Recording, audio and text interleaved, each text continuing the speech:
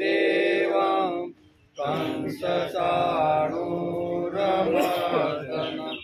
देवकी परमानन्दं कृष्णं वन्दे जगद्गुरु गुरुर्ब्रह्मा गुरुर्विष्णु गुरुदेवो महेश्वर गुरु साक्षात् परब्रह्म तस्मै श्री गुरुवे नमः। नारायणं नमस्कृत्य नरं चैव नरोत्तमं देवीं सरस्वती व्यासं ततो जयमुदीरये ततो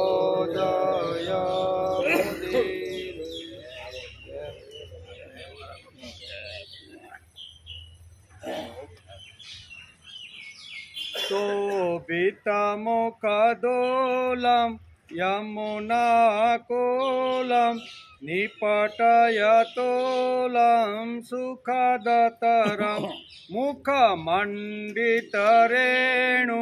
चारितधेनु वादितवेणु मधुरसुरं वल्लभमतिविमलं शुभपदकमलं नखरुचियमलं तिमिरहरं भजनन्दकुमारं सर्वसुखसारं तत्त्वविचारं ब्रह्मपरम्। હવે કાઢવી યમુના કુલમ નિપટ અતુલમ સુખદતરમ, જે યમુના કિનારે મોઢામાં ધૂળ ભરેલા શોભે છે, જેમની તુલના થઈ શકતી નથી.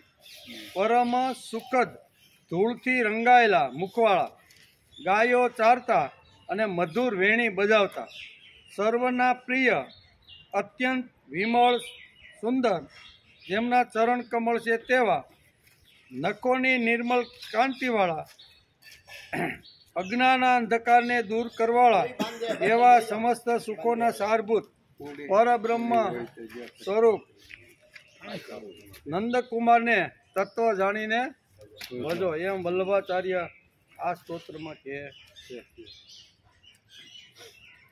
આજે શ્રીમદ ભાગવત શરૂઆત થઈ એનો 338મો દિવસ. શુક્રવારે આપણે 12મા સ્કંદના 9મા અધ્યાયને નમસ્કાર કર્યા. માર્કંડેયજીનું માયા દર્શન, આખી માયા દર્શન એને દેખાડ્યું ને, એ માયા દર્શન તેમનો વિચાર કર્યો હતો. ભગવાન નારાયણે કહ્યું કે બ્રહ્મર્ષિઓમાં તમે શ્રેષ્ઠ છો. તમે ચિત્તની એકાગ્રતા, તપસ્યા, સ્વાધ્યાય, સંયમ અને અનન્ય ભક્તિથી સિદ્ધ થઈ ગયા છો. નારાયણ ભગવાન આવી અને એમને જે વરદાન આપવાનું હતું એમાં પંચામૃતનો ગઈ શુક્રવારે આપણે વિચાર કર્યો. તે દિવ્ય બાળકને જોતા જ બધો થાક ઉતરી ગયો.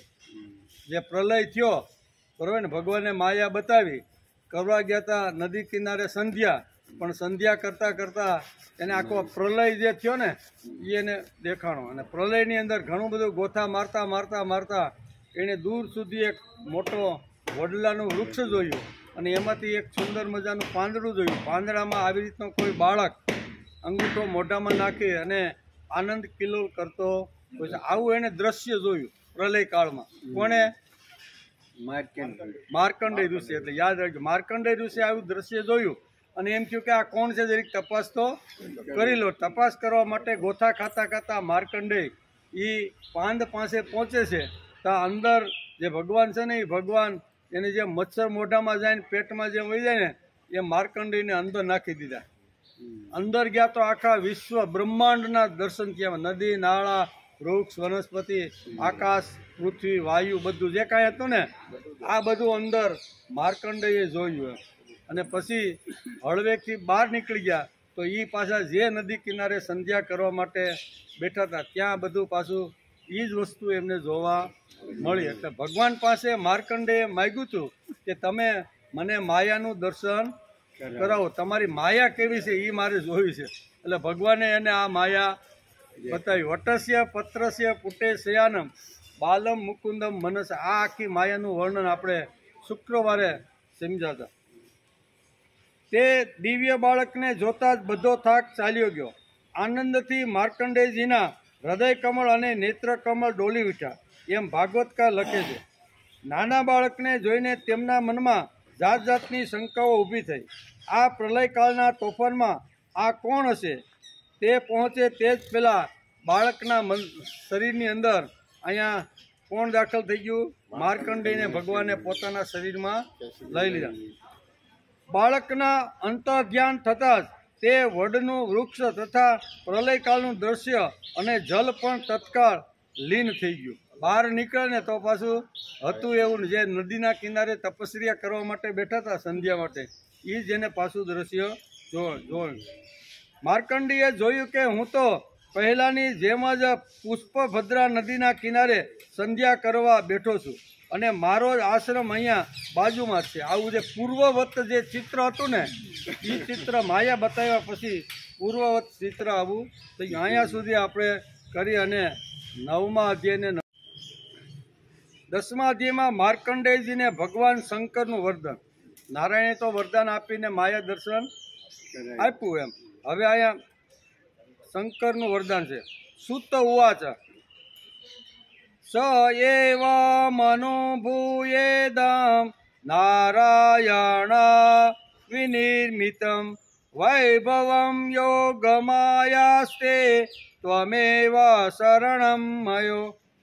સુતજી કહે છે કે હે સૌનાદિક ઋષિઓ, માર્કંડેય મુનિએ આ પ્રમાણે ભગવાન નારાયણ દ્વારા રચેલી યોગમાયાના વૈભવનો અનુભવ કર્યો અને આ માયાથી મુક્ત થવા માટે માયાપતિ ભગવાનનું શરણ જ એકમાત્ર ઉપાય છે એવો નિશ્ચય કરીને તેમના શરણમાં સ્થિત થઈ ગયા. એમ સૂતજી અત્યારે નૈમી સારણ્યની અંદર અહીંયા સનુકાદિક મુનિઓને આ પ્રમાણે આખી ઘટનાની વાત કરે છે. માર્કંડેયના મનમાં જ કહ્યું, માર્કંડેયે મનમાં જ કહ્યું. કોણ કહે છે? સૂતજી કહે છે કે માર્કંડેયજીએ મનમાં જ કહ્યું કે પ્રભુ, આપણી માયા ખરેખર પ્રતીતિ માત્ર હોવા છતાં પણ સત્ય જ્ઞાન જેવી પ્રકાશિત થાય છે અને મોટા મોટા વિદ્વાનો પણ તેના પ્રભાવથી મોહિત થઈ જાય છે. આપના શ્રી ચરણ કમળ જ શરણાગતને અભયદાન આપે છે. તેથી મેં તેમનું શરણ લઈ લીધું કે આ મનની અંદર સૂતજી કહે છે કે આવું મનની અંદર માર્કંડેય ઋષિએ વિચાર કર્યો કે હવે જ મારે ભગવાનનું શરણ લઈ લેવાનું છે. સૂતજી ઉવાચ માર્કંડેયજી આ પ્રમાણે શરણાગત ભાવમાં તન્મય થઈ રહ્યા હતા. તે સમયે ભગવાન શંકર ભગવતી પાર્વતીજી કેટલાક ગણોની સાથે નંદી ઉપર બેસીને આકાશ માર્ગે વિચરણ કરતા ત્યાં આવ્યા અને માર્કંડેયજીને તે જ અવસ્થામાં જોયા. માર્કંડેયજીનો આશ્રમ હતો, તપસ્યા કરતા હતા, નારાયણની માયાનો બધો અનુભવ કરેલા બેઠા હતા. તો અહીંયા માર્કંડેયજીના આશ્રમની અંદર ભગવાન શિવજી કૈલાસ ઉપરથી પોતાના નંદી ઉપર બેસીને ગણોની સાથે આવે છે. આ દ્રશ્ય માર્કંડેયજીના ધ્યાનમાં જોયા ત્યારે તેમનું હૃદય વાત્સલ્યથી ઉભરાઈ ગયું. જ્યારે ભગવતી પાર્વતીજીએ માર્કંડેયજીને ધ્યાનાવસ્થ જોયા ત્યારે તેમનું એટલે કે હૃદય વાત્સલ્યથી ભરાઈ ગયું. તેમણે ભગવાન શંકરને આ પ્રમાણે કીધું. આકાશ માર્ગે નીકળ્યા, તપસ્યા કરતા હતા અને તપસ્યા કરતા જોઈને પાર્વતીજીના મનની અંદર વાત્સલ્ય ભાવ આખો ઉત્પન્ન થયો. એટલે ભગવાન શિવજીને કહે છે કે હે ભગવાન, જરા આ બ્રાહ્મણ દેવતા તરફ તો જુઓ. આકાશ માર્ગે અહીંયા પાર્વતીની સાથે ગણપોઠિયા સાથે ભગવાન શિવજી કૈલાસમાંથી નીકળે છે અને પાર્વતીજી કહે છે કે આ બ્રાહ્મણ સામું તો જુઓ. શું કહે છે? આ બ્રાહ્મણની સામે તો તમે જુઓ. જેમાં તોફાન શાંત થઈ ગયા પછી સમુદ્રની લહેરો અને માછલીઓ શાંત થઈ જાય છે અને સમુદ્ર ગંભીર થઈ જાય છે, તે જ પ્રમાણે આ બ્રાહ્મણ દેવનું શરીર, ઇન્દ્રિયો અને અંતઃકરણ શાંત થઈ રહ્યું છે. સમસ્ત સિદ્ધિઓના દાતા આપ જ છો, તેથી કૃપા કરીને આપ આ બ્રાહ્મણ દેવની તપસ્યાનું પ્રત્યક્ષ ફળ આપો.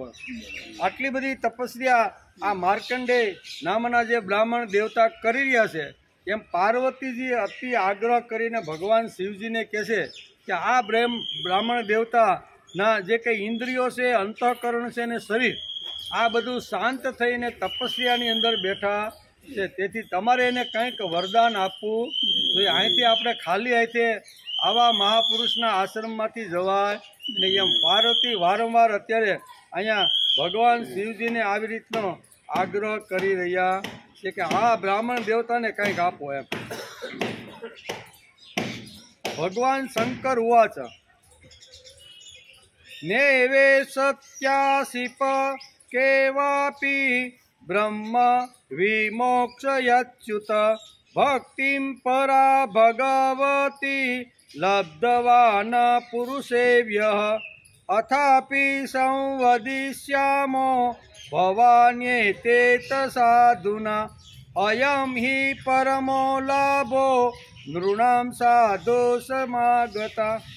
ભગવાન શિવજી અત્યારે કહે છે કે હે દેવી પાર્વતી, આ બ્રહ્મર્ષિ આ લોક કે પરલોકની કોઈ વસ્તુ ઈચ્છતા નથી. મારે એને હું આપું? તમે તો આગ્રહ કર્યો કે આ બ્રાહ્મણ દેવતાને કંઈક આપવું તો જોઈએ. અહીંથી આપણા જેવા મોટા માણસો પસાર થાય અને આ બ્રહ્મ દેવતા એટલી તપસ્યા કરીને આ બધી સિદ્ધિ પ્રાપ્ત કરી છે, તો આપણે કંઈક આપવું જોઈએ. ત્યારે ભગવાન શિવજી 2 શ્લોકની અંદર અહીંયા પાર્વતીજીને સમજાવે છે કે હે દેવી, આ લોક અને પરલોકની કોઈ વસ્તુ આ બ્રહ્મ દેવતાને જરૂરિયાત હોય એવું મને લાગતું નથી. એમ બીજું તો શું, એમના મનમાં ક્યારેય મોક્ષની ઈચ્છા પણ નથી.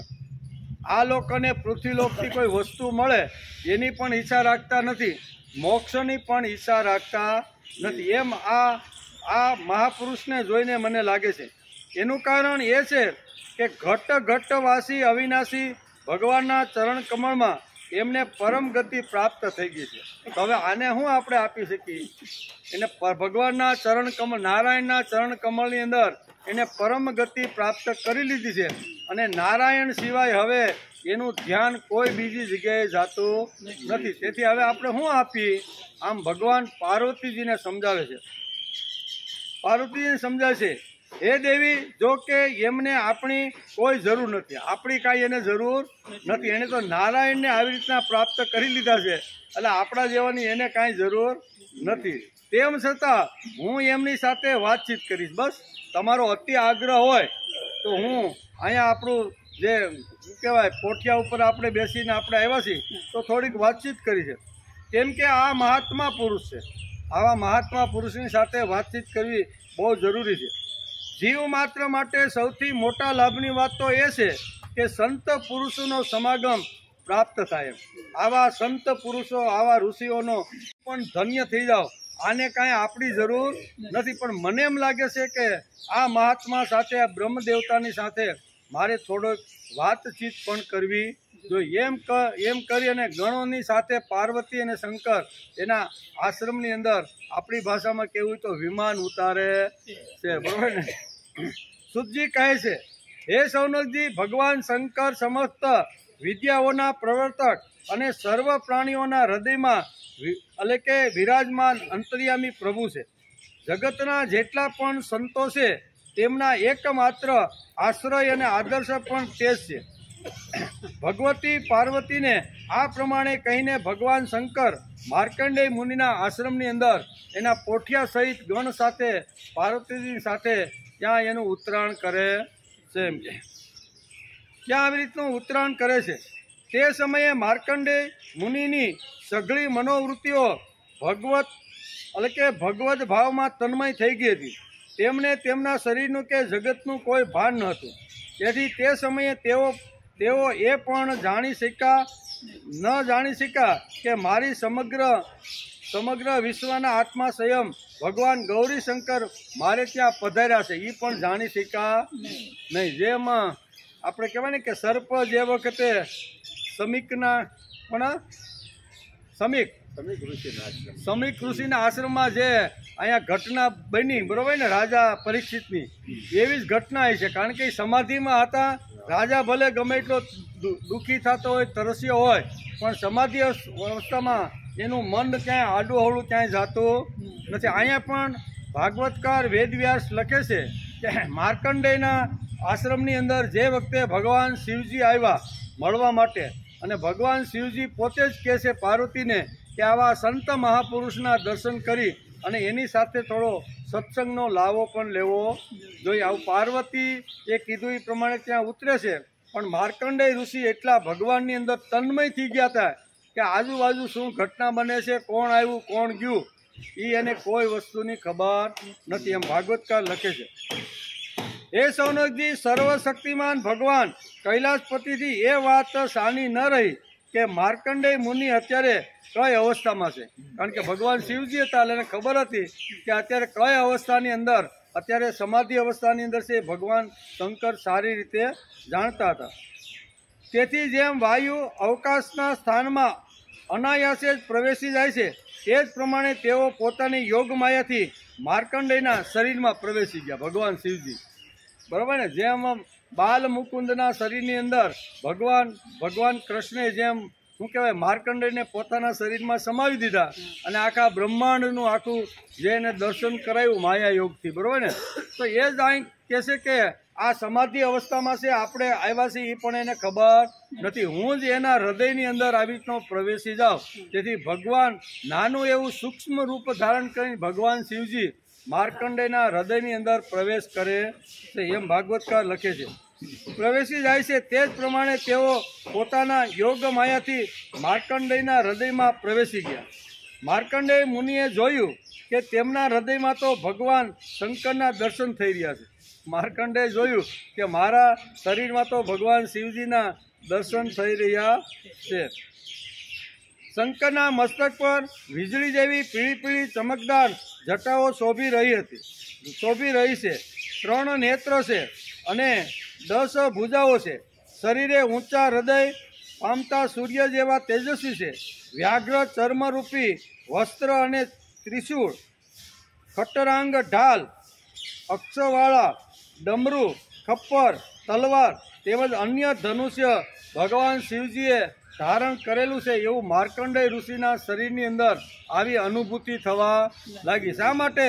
તો કે ભગવાન શિવજી એના શરીરમાં આવીને સૂક્ષ્મ રૂપ ધારીને એના હૃદય કમળ ઉપર અહીંયા ભગવાન શિવજીએ માર્કંડેયના હૃદયમાં સ્થાન પ્રાપ્ત કરી લીધું હતું. તેથી એને આવા અનુભવો થવા લાગ્યા કે મારી અંદર ભગવાન બિરાજમાન છે, એના કેવી રીતના બધું શરીર છે, એના હાથમાં કયા કયા અસ્ત્રો છે, એ બધું અહીંયા માર્કંડેય અત્યારે ધ્યાનાવસ્થાની અંદર ભગવાન શિવજીનું આવી રીતનું વર્ણન કરે. શંભો મહેશ કરુણામય શૂલપાણે ગૌરીપતિ પશુપતે પશુપાસનાસી કાશીપતે કરુણયા જગદેકદેકામ ત્વમ હંસી પાસી વિદધાસી મહેશ્વરોસી ત્વત્તો જગત ભવતી દેવ ભવ સ્મરારે તય્યેવ તિષ્ઠતિ જગન્મૃડ વિશ્વનાથ ત્વય્યેવ ગચ્છતિ લયં જગદેકદેશં લિંગાત્મકં હરચરાચર વિશ્વરૂપી. આવા દર્શન વિશ્વરૂપી, જેમ અહીંયા ભગવાને બાલકૃષ્ણના શરીરની અંદર જેમ આખું વિશ્વરૂપ જેમ દર્શન કરાયું ને, એવી જ અનુભૂતિ અત્યારે ભગવાન શિવજી એના હૃદય કમળમાં સ્થાન મેળવ્યું ત્યારે અહીં કહે છે કે શું કહે છે? લિંગાત્મકમ હર ચરાચર વિશ્વરૂપી. આખું જે હતું ને એ ભગવાન શિવજીનું આખું સ્વરૂપ અત્યારે એની સામે આવીને ઊભું રહી ગયું.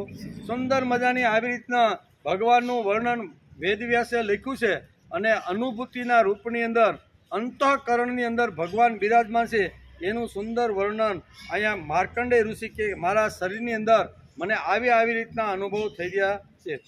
તેજસ્વી વ્યાઘ્ર ચર્મરૂપી વસ્ત્ર, ત્રિશૂળ, ખટરાંગ, ઢોલ અક્ષમાળા, ડમરું, ખપ્પર, તલવાર તેમજ ધનુષ્ય બાણ ધારણ કરેલા છે. માર્કંડેય મુનિ પોતાના હૃદયમાં અકસ્માત ભગવાન શંકરનું આ મનોહર રૂપ જોઈ કમળની અંદર મને આ અનુભૂતિ કેમ થાય છે, કેવી રીતે થાય છે, કોણ મારા શરીરમાં આવીને મને બધું આ કરે, આમ વિચારવા લાગ્યા. આ સ્વરૂપ ક્યાંથી આવ્યું? મારા મનમાં તો નારાયણનું સ્વરૂપ હતું. આ વળી ભગવાન શિવજીનું સ્વરૂપ મારા શરીરમાં ક્યાંથી આવ્યું? આ પ્રકારની વૃત્તિઓનો ઉદય થતાં તેમણે પોતાની સમાધિ ત્યજી દીધી. શું કીધું?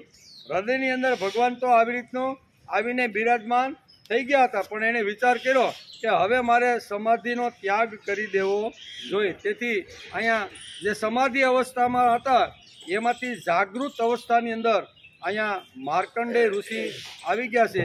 એમાંય ભાગવતકાર વેદવ્યાસ લખે છે. જ્યારે તેમણે આંખો ખોલી ત્યારે જોયું કે ત્રણેય લોકના એકમાત્ર ગુરુ ભગવાન શંકર, શ્રી પાર્વતીજી તથા પોતાના ગણોની સાથે પધાર્યા. આંખ ખોલી સમાધિમાંથી જ્યારે નિવૃત્તિ લીધી ત્યારે એની સામે ભગવાન શિવજી, ગણ અને પાર્વતી સહિત આવી રીતનું એક દ્રશ્ય જોવે છે. શ્રી પાર્વતીજી તથા પોતાના ગણોની સાથે પધાર્યા છે. તેમણે તેમના ચરણોમાં મસ્તક ટેકાવીને પ્રણામ કર્યા. ભગવાન શિવજીને અહીંયા માર્કંડેય ઋષિએ પ્રણામ કર્યા. ત્યાર પછી માર્કંડેય મુનિએ સ્વાગત, આસન, પાદ્ય, અર્ધ્ય, ગંધ, પુષ્પમાળા, ધૂપ અને દીપ વગેરે ઉચ્ચારોથી ભગવાન શંકર, ભગવતી, પાર્વતી અને તેમના ગણોની પૂજા કરી. તરણેતરની પૂજા માર્કંડેય ઋષિ કરી છે, એમાં ભાગવતકાર લખે છે. ત્યારબાદ માર્કંડેય મુનિએ તેમને કહેવા લાગ્યા કે હે સર્વવ્યાપક અને સર્વશક્તિમાન પ્રભુ, હે શિવ, આપની તો આપશ્રી તો આપના સ્વરૂપથી જ, આપના પ્રભાવથી જ પરિપૂર્ણ છો. હે સર્વત્ર વિરાજમાન પ્રભુ, આપનાથી જ આ સમગ્ર વિશ્વ સુખ શાંતિથી પ્રાપ્ત થઈ રહ્યું છે. એવી સ્થિતિમાં હું આપની શું સેવા કરું? તમારી કૃપાથી તો આ જગત બધું અત્યારે ચાલી રહ્યું છે. સર્વશક્તિમાન છો અને સર્વશક્તિમાન હોય તો હું તમારી સેના દ્વારા તમારી પૂજા કરું? આવો પ્રશ્ન અત્યારે અહીંયા માર્કંડેય ઉઠાવે. સર્વત્ર વિરાજમાન પ્રભુ, આપનાથી જ આ સમગ્ર સુખ શાંતિને પ્રાપ્ત થઈ રહ્યું છે. એવી સ્થિતિમાં હું આપની શું સેવા કરું? હું આપના ત્રિગુણાતીત સદાશિવ રૂપને અને સત્વગુણથી યુક્ત શાંત સ્વરૂપને નમસ્કાર કરું છું. હું આપના રજોગુણ યુક્ત સર્વ પ્રવર્તક સ્વરૂપ અને તમોગુણ યુક્ત અઘોર રૂપને પણ હું નમસ્કાર કરું છું. તમારું રૂપ કેવું છે? એકદમ અઘોર, એટલે કે પશુના તમે કેવા છો? પશુના પતિ કહેવાય ને, આપણી ભાષામાં શું કેવું કે પશુના પતિ છે. મહેશામ સુરેશામ સુરારાતિનાશમ વિભું વિશ્વનાથમ વિભૂત્યાંગભૂષમ વિરૂપાક્ષમીન્દ્રર્કવહીં ત્રિનેત્રમ સદાનંદમીડે પ્રભુ પંચવક્ત્રમ ગિરીશમ ગણેશમ ગલે નીલવર્ણમ ગવેન્દ્રાધિરૂઢમ ગણાતીતરૂપમ ભવમ ભાસ્વરમ ભસ્મનાંભોષિતાંગમ ભવાની કલત્રમ ભજે પંચવક્ત્રમ. આવું તમારી શું હું સ્તુતિ કરું? તમારું વર્ણન ગમે તેટલી વાર ગાઈને તો તમારા વર્ણનના ગુણગાન ખૂટતા નથી. તમે બધી રીતે વિભૂષિત થયેલા એક આવી રીતના પ્રભુ છો. આમ કરીને બે હાથ જોડીને ભગવાનની પ્રાર્થના અત્યારે કરે છે. સુજી કહે છે, એવં સ્તુત સ ભગવાન આદિદેવ સતામ ગતે પરિતુષ્ટમ પ્રસન્નાત્મા પ્રહસંસ્તત્વ ભાસતે.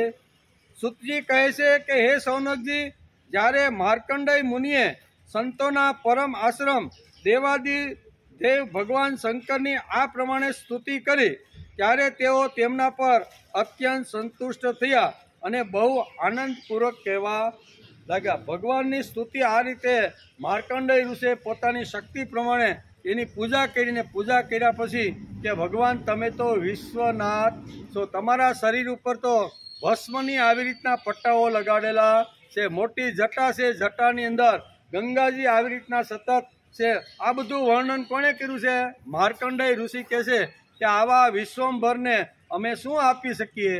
આમ કરીને સુતજી કહે છે કે આવી રીતનું વર્ણન, આવી રીતની સ્તુતિ અહીંયા માર્કંડેય ઋષિએ અહીંયા ભગવાન શિવજીની કરેલી છે. આ સ્તુતિ સાંભળી અને ભગવાન શંકરે માર્કંડેય ઋષિને કીધું. શું કીધું? વરમ રોષ્ણિષ્ય ન કામ વરદેશા વયમ ત્રય અમોઘમ દર્શયમ યેષા મૃત્યો યદ વિદસ્મૃતો બ્રાહ્મણા સાધવા શાંતા નિસંગ ભૂતલસ્વલ એકાત્વ ભક્તા અસ્માસુ નિર્વેર સમદર્શિન. બે શ્લોકની અંદર અત્યારે બહુ સરસ મજાનું અહીંયા ભગવાન શિવજીની સ્તુતિ કર્યા પછી માર્કંડેય ઋષિ એને આ પ્રમાણે કહે છે. અને એ પ્રાર્થના સાંભળી અને ભગવાન શંકર એકદમ ખુશ થઈ ગયા. ભગવાનની સ્તુતિ માર્કંડેય ઋષિએ કરી અને પછી ભગવાન શંકર એને આ પ્રમાણે કહે છે કે હે માર્કંડજી, બ્રહ્મા વિષ્ણુ તથા હું બ્રહ્મા વિષ્ણુ તથા હું અમે ત્રણેય વરદાન આપનારાઓના ઈશ્વર છીએ. કોઈ અમારી ભક્તિ કરે, કોઈ અમારી આવી રીતની સાધના કરે, તપસ્યા કરે ને તો અમે ત્રણેય દેવતા એવા છીએ કે વરદાન અમે તો આપી દઈ. કોઈ આવી રીતની ઘોર તપસ્યા કરે ને એટલે વરદાન તો અમે આપી છે. એટલે અમે ત્રણ જે દેવતાઓ છે, હું એટલે મહેશ, અમે ત્રણેય દેવતા એવા છીએ કે કોઈ પણ માણસ તપસ્યા કરે એટલે અમે વરદાન આપવામાં તો એકદમ ઉતાવળા થઈ જઈએ છીએ. એટલે કે વરદાન આપવામાં ઈશ્વર છે. અમારા દર્શન ક્યારેય વ્યર્થ જતા નથી. અમારા દર્શન કોઈ કરે તો એ વ્યર્થ ન જાય. અમારી પ્રાપ્તિ થતાં મર્ત્ય એટલે કે મરણ ધર્મ મનુષ્ય પણ અમૃત મોક્ષને પ્રાપ્ત થાય છે. તેથી તમારી જે ઈચ્છા હોય તે તમે મારી પાસેથી વરદાન માગી. અમારા દર્શન જેને થાય, જે તપસ્યા અને આવી રીતનું તપ કરે છે ને એને તો અમે તાત્કાલિક પ્રસન્ન થઈ જઈએ છીએ. તમારી આવી ઘોર તપસ્યા અમે આવ્યા પણ તમે સમાધિમાં એટલા એકાગ્ર હતા ને તપની અંદર કે અમે આવ્યા છીએ તમને ખબર પડી નહીં. પણ મેં તમારી અંદર પ્રવેશ કરીને જ્યારે તમને ઢંઢોળ્યા અને તમે જ્યારે બહાર આવ્યા ને ત્યારે તમને ખબર પડી. ત્યાં તો ભગવાન શિવજી નંદી ઉપર બેસીને પાર્વતીના ગણ સાથે બધા આવ્યા છે. આવી મેં તપસ્યા કરી છે. એટલે માર્કંડેય આવી રીતની તપસ્યા કરી. તેથી ભગવાન કહે છે કે જે માણસ તપ કરે છે ને એને અમે વરદાન આપ્યા વગર રહેતા નથી. તેથી તમે અમારી પાસેથી કંઈક માગી લ્યો. એટલે આવું ભગવાન શિવજી કહે છે, અમારી પાસેથી કંઈક વરદાન માગવા. બ્રાહ્મણો સ્વભાવથી જ પરોપકારી હોય છે. ભગવાન શિવજી શું કહે છે? બ્રાહ્મણનું વર્ણન કરે છે. બ્રાહ્મણો કેવા છે? તો કે બ્રાહ્મણો સ્વભાવથી જ પરોપકારી, શાંતચિત્ત, અનાસક્ત હોય છે. તેઓ કોઈની સાથે વેરભાવ રાખતા નથી અને સમદર્શી હોવા છતાં પણ પ્રાણીઓનું કષ્ટ જોઈને તેના નિવારણ માટે હૃદયપૂર્વક લાગી જાય છે. તેમની સૌથી મોટી વિશેષતા એ હોય છે કે તે અમારા અનન્ય પ્રેમી અને એ ભક્ત હોય છે. બ્રાહ્મણ કેવા હોય છે? બ્રાહ્મણનું વર્ણન અહીં ભગવાન શિવજી પોતાના મોઢે કરે છે. પરોપકારી હોય છે. એ કે બ્રાહ્મણ કેવા? તો કે પરોપકારી હોય છે, શાંત ચિત્ત હોય છે અને સ્વભાવથી અનાસક્ત હોય છે. આ બધા ગુણો બ્રાહ્મણની અંદર છે. એટલે બ્રાહ્મણ આવી રીતનો સમાજમાં જ્યારે ફરતો હોય ને ત્યારે એ અમારો અનન્ય પ્રેમી અને અમારો ભક્ત છે. બધા લોકો અને લોકપાલો આવા બ્રાહ્મણની વંદના કરે છે. અમે પણ વંદના કરીએ છીએ. ભગવાન જ્યારે આવી રીતના બ્રાહ્મણો જ્યારે ભગવાનને દ્વાર જાય ને ત્યારે ભગવાન પણ ઉઠી અને સામે તેનું સ્વાગત કરી નવડાવી ધોવડાવીને બધું આવીને પૂજા કરીને ઘણું બધું કરતા રહેલા છે. એટલે બ્રાહ્મણ ખૂબ જ પ્રિય છે. એમ ભગવાન શિવજી અત્યારે અહીંયા માર્કંડેય ઋષિને કહે છે કે તમે બ્રહ્મદેવતા છો અને બ્રહ્મદેવતા તો અમને અતિશય પ્રિય છે. શા માટે?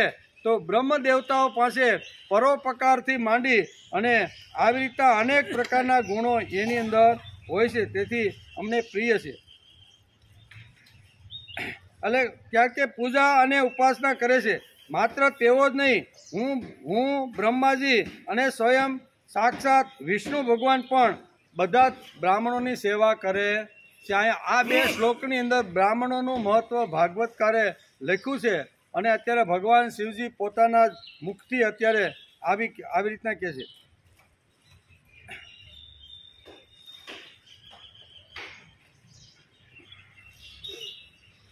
સદા સર્વદા અને સર્વથા અહીં કહે છે ને, આવા શાંત મહાપુરુષ મારામાં, વિષ્ણુ ભગવાનમાં, બ્રહ્માજીમાં, પોતપોતાનામાં અને જીવ માત્રમાં અણુ માત્રનો પણ ભેદભાવ જોતા નથી. શંકર ભગવાને પાર્વતીને કહ્યું કે માર્કંડેયજી આવી રીતના એક બ્રહ્મ દેવતા છે, આવી રીતના સર્વગુણ સંપન્ન બ્રહ્મ દેવતા છે. સદા સર્વદા સર્વત્ર અને સર્વતા એક રસ આત્મામાં દર્શન કરે છે. તેથી અમે તમારા જેવા મહાત્માઓની સ્તુતિ અને સેવા કરીએ છીએ. ભગવાન શિવજીએ બ્રાહ્મણો, મહાપુરુષ અને મહાત્માઓનું મહત્વ ગાયું છે.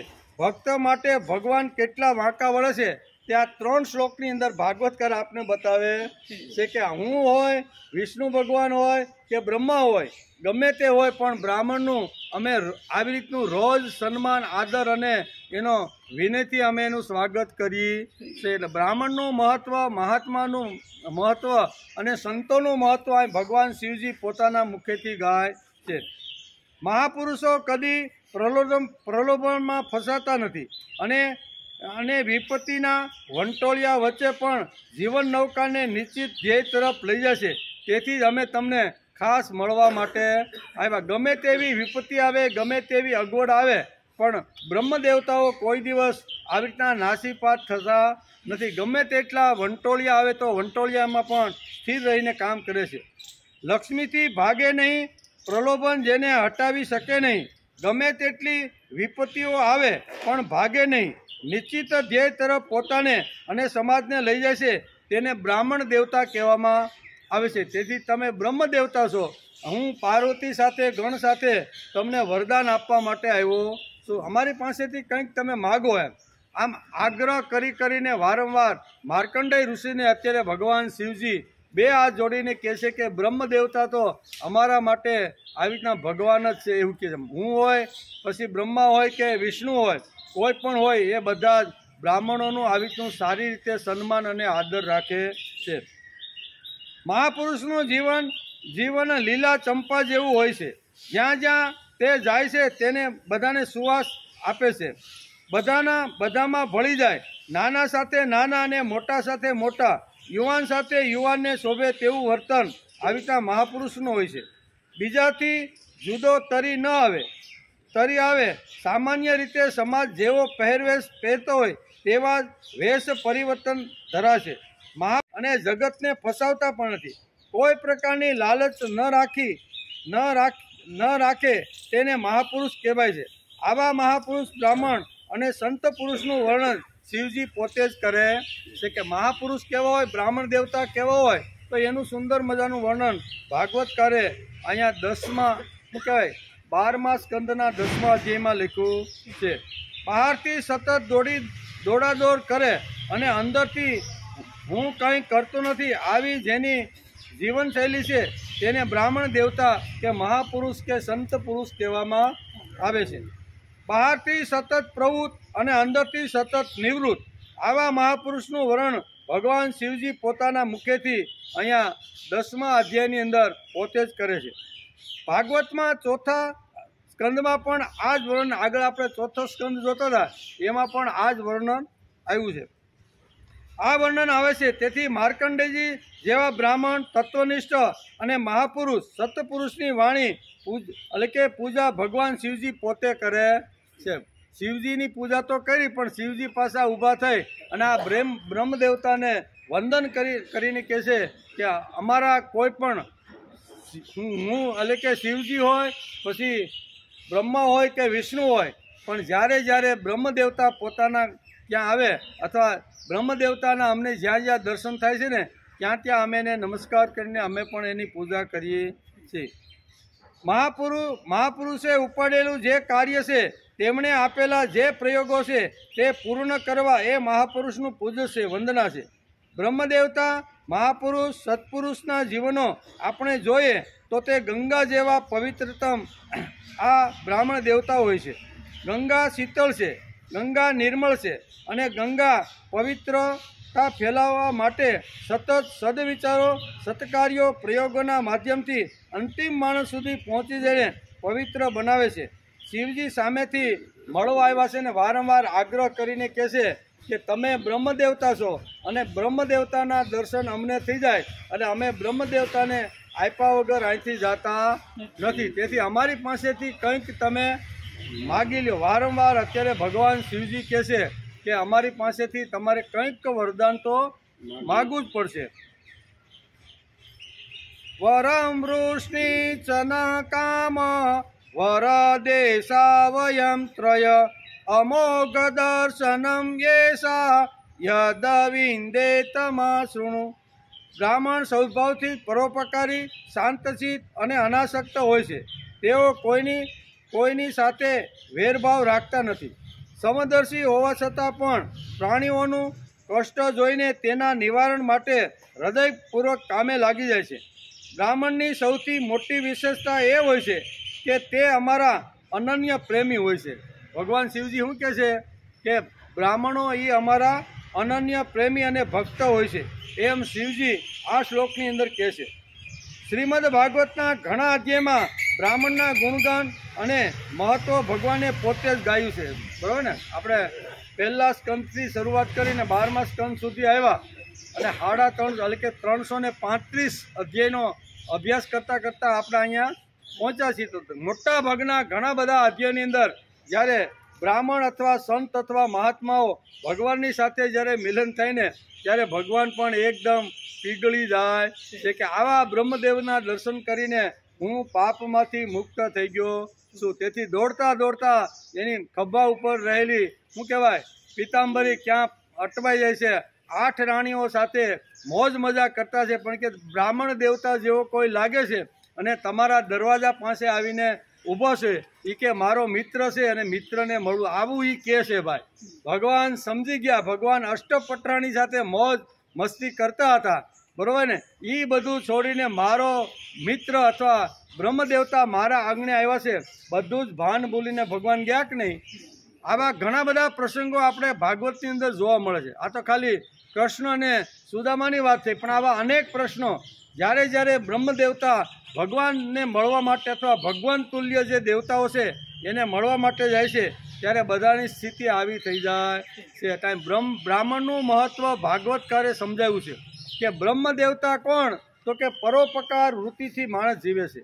પોતાને મળેલું જે જ્ઞાન છે ને એ જ્ઞાન નિષ્કારણ કોઈ પણ પ્રકારની અપેક્ષા રાખ્યા વગર સમાજના અંતિમ માણસ સુધી જ્ઞાન પીરસવાનો જે પ્રયત્ન કરે છે અને અજ્ઞાન કાઢીને જ્ઞાનની ગંગા વહેડાવે એવા બ્રાહ્મણના ચરણની અંદર હંમેશા ભગવાન પણ નમસ્કાર કરતા. એ આ 3 શ્લોકની અંદર બહુ સરસ રીતે આ બ્રાહ્મણનું મહત્વ સમજાવવાનો ભાગવતકારે પ્રયત્ન કર્યો છે. બ્રાહ્મણોની સૌથી મોટી વિશેષતા તો એ હોય છે કે તે અમારા અનન્ય પ્રેમી અને ભક્ત હોય છે, આમ શિવજી પોતે કહે છે. શ્રીમદ ભાગવતના ઘણા અધ્યાયમાં બ્રાહ્મણોનું મહત્વ સમજાવ્યું છે. બ્રાહ્મણ જ્ઞાની હોવો જોઈએ, બ્રાહ્મણ તેજસ્વી હોવો જોઈએ, તેવી રીતે બ્રાહ્મણ પ્રેમાળ હોવો. આ ગુણોનું કે બ્રાહ્મણ કેવો, તો કે આ ગુણો એની અંદર હોય એવા બ્રહ્મ દેવતાઓનું ભગવાન પણ પૂજન કરે છે. ગમે તેવા બ્રાહ્મણની વાત ભાગવતકારે લખી નથી. આ 3 ગુણોનું વર્ણન કરે છે. બ્રાહ્મણ જ્ઞાની, બ્રાહ્મણ તેજસ્વી અને બ્રાહ્મણ પ્રેમાળ હોવો.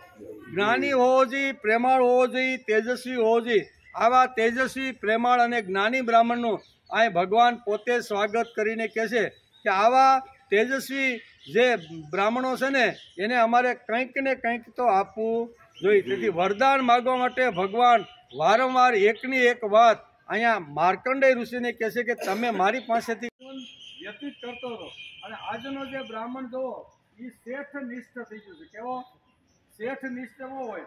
આજે ઘણી જગ્યાએ આપણને જોવા સાંભળવા મળે છે કે બ્રાહ્મણ પ્રભુ નિષ્ઠ નથી પણ શેઠ નિષ્ઠ થયો છે. જેટલા શેઠિયાઓ વધારે કથા સાંભળવા જાય એટલો બ્રાહ્મણ ખુશ. આજના બ્રાહ્મણની વાત છે કે જેટલા મોટા મોટા શેઠિયાઓ કથા સાંભળવા આવે એટલો બ્રાહ્મણ ખુશ, એટલો બ્રાહ્મણ ખુશ.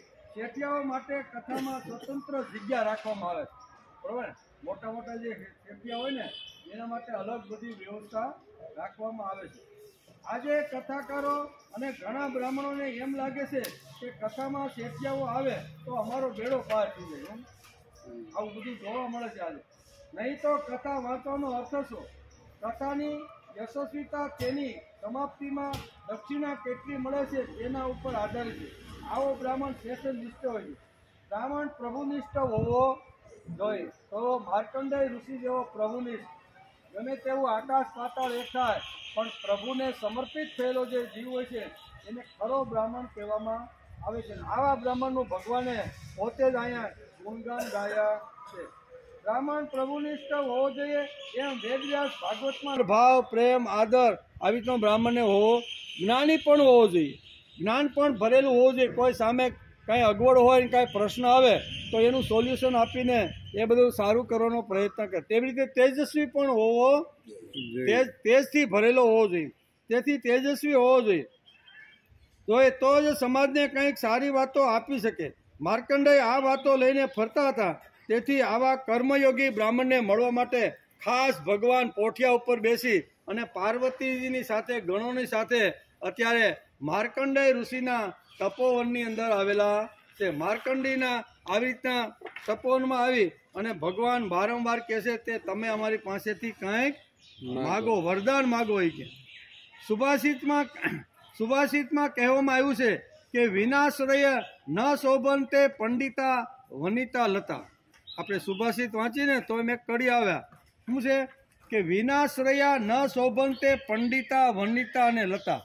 આ ત્રણ વસ્તુ છે ને, પંડિત હોય, પછી વનિતા હોય અને લતા હોય, એને કોઈનો આધાર તો જ લેવો પડે છે. વિનાશ્રય એટલે કે આશ્રય વગર એ હાલી ચાલી શકતી નથી. આમાં પંડિતનું નામ પહેલું આવે છે. આશ્રય શોધતો રહેલો પંડિત હોય તો તેનામાં મૃત્યુંજય વૃત્તિના લોકો ઊભા કરવાની તાકાત હોય. આજે ઘણું બધું ઉલટું થઈ ગયું. આશ્રય વગર પંડિત પણ શોભે નહીં, વનિતા સ્ત્રી પણ શોભે નહીં, અને લતા એટલે વેલ, વેલને પણ આધાર જોઈ કે નહીં. એટલે એમાં પહેલું નામ પંડિતનું આવ્યું છે. તેમાં પંડિતનું નામ પહેલું છે. આવો આશ્રય શોધતો રહેલો પંડિત હોય તો તેનામાં મૃત્યુંજય વૃત્તિના લોકો ઊભા કરવાની તાકાત હોતી. મૃત્યુંજય લોકોના ઊભા કરવાની તાકાત તો ફક્ત માર્કંડેય જેવા ઋષિના બ્રાહ્મણના જીવનમાં જ હોય છે. તેથી જેમનો પ્રભુ ઉપર પ્રેમ છે એવા બ્રાહ્મણો તૈયાર થવા જોઈએ એવી માગણી આપણા શાસ્ત્રકારોએ કરી છે. બ્રાહ્મણને કહેવું જોઈએ કે મારી નિષ્ઠા પ્રભુ ઉપર છે, મારો પ્રેમ પ્રભુ ઉપર છે અને મારું જીવન પ્રભુ ચલાવતા રહે છે. આવા પ્રભુ ઉપર વિશ્વાસ રાખવાવાળા બ્રાહ્મણો સમાજમાં ઊભા થવા જોઈએ. બ્રહ્મવર્તિષ્ઠ બ્રાહ્મણ એટલે બ્રાહ્મણોએ સમાજ ઉપર નિસ્વાર્થ પ્રેમ ભાવ રાખવો જોઈએ. કેટલાક બ્રાહ્મણો પ્રભુ ઉપરના પ્રેમને લીધે ભગવાન કરતા બેસે છે અને સમાજ અને ભક્તિના ઉત્કર્ષ માટે બિલકુલ પ્રયત્ન કરતા નથી. તેઓ આ બધી માયા છે આમ બોલ્યા લઈને આવે છે. શંકરાચાર્ય અને આપણા સંતો ઠેર ઠેર ફર્યા, તેને સમાજને માયા ગણી નહીં. ઠેક ઠેકાણે ફર્યા, ઝૂંપડા અને ઘરોમાં ગયા. આવા બ્રાહ્મણોને મળવા ભગવાન ખાસ આવે છે. આજના કાળમાં વાત કરીએ તો આપણા જે મહાપુરુષો અત્યારે થઈ ગયા, સંતો થઈ ગયા, જે અવતારો ટૂંક સમયમાં જે થયા છે ને એ કોઈ કોણથી વાળીને બેઠા નથી. ઘર સુધી ગયા છે, ઝૂંપડે સુધી ગયા છે. ગમે તેવા ખૂંખાર ડાકુ હોય ને તો એ ડાકુને વચ્ચે બેસીને એણે ડાકુને પણ પ્રભુ તરફ વાળવાનો પ્રયત્ન કર્યો. કે આવા તો ઘણા સંતો મહાપુરુષો જગતમાં ફરે, બરોબર. એ શા માટે ફરે છે કે સમાજની અંદર આવી રીતની જે વૃત્તિના જે લોકો છે ને એ વૃત્તિના લોકોને મારે મૃત્યુંજય વૃત્તિના બનાવવા. શક્તિ તો છે તેથી ચોરી કરે, શક્તિ તો છે તેથી ખૂન કરે, શક્તિ છે તેથી ભલે ઘણા બધા આવી રીતના ઘણા બધા કરે. શક્તિ વગર શક્ય નથી, પણ ખોટી રીતે વપરાતી શક્તિને એને યોગ્ય રસ્તે વાળવાનો મહાપુરુષો પ્રયત્ન કરે. જે મોટા મોટા ખૂંખાર ડાકુ હોય ને તો એની પાસે બેસીને પણ આવા લોકોને સીધા સાદા કરે છે. 1986ની એક વાત છે, બરોબર. 21, 22, 23 માર્ચ 1986 એટલે ઘણા વર્ષો થઈ ગયા ને. 86ની સાલની આ વાત છે. 21, 22 અને 23 માર્ચ આ 3 દિવસ સુધી એક સરસ મજાનો અહીંયા તીર્થરાજ નામે એક મિલન પાંડુરંગ શાસ્ત્રીએ કર્યું હતું 86માં. અને એ તૈયારી કરવાની એટલે 2-3 વર્ષ અગાઉથી કરવી પડે કે ગંગા નદી ક્યારે પટની અંદર ક્યારે રીતનો બદલો કરે છે, ક્યારે પાણી ક્યાં સુધી આવે છે, એવા આંકડા 8-10 વર્ષના લેવા પડે. અને એ પ્રમાણે પછી પટ ઉપર આખી રાવટીઓ તાણવી પડે. અને એ બધી રાવટીઓ તાણીને એમ કરતાં આ 86ની અંદર આવી મિલન આવ્યું. અને મિલનની અંદર તૈયારી કરવા માટે આજુબાજુના યુપીના ઘણા બધા ગુલાબસિંહ જેવા જે ડાકુ હતા ને એની એટલી બધી હાંક હતી ને કે એ વખતની ગવર્મેન્ટ પણ એને તોડે કરી શકી નહીં. પાંડુરંગ શાસ્ત્રીના સ્વાધ્યાય પરિવારો 1 મહિનો સુધી આજુબાજુના ગામમાં આવા લોકોની સાથે આવી સંપર્કમાં રહ્યા, એની સાથે બેઠા અને પછી દાદાને પણ એની જોડે મેળવવાનો પ્રયત્ન કર્યો. અને આવડે અમે તો જોયો છે તમે જાતા લગતો આવડે મૂર્તિઓ રામ છે એને પછી ઓલી ખંભામાં પેલી લટકતી હોય ને હવે ને આવું બધા અમે દ્રશ્ય જોયું છે તમને ખબર છે બરોબર ને. તો આવા કુંકાળ અમે પૂછ્યું, અમે અમારો જ્યાં ઉતારો હતો ને જ્યાં તંબુ તાણ્યા હતા ને ત્યાં પાંડુરંગ શાસ્ત્રીની સાથે આ ભાઈ આયલો આવ્યો ખંભામાં બંદૂક ને આ બધે કારતૂસો લગાડના 10મા અધ્યાયની એમાં ભગવાન શિવજી ખાસ કૈલાસમાંથી ગણો અને પાર્વતીની સાથે અહીંયા માર્કંડેય ઋષિના આશ્રમમાં આવ્યા છે. માર્કંડેય ઋષિના આશ્રમમાં આવ્યા.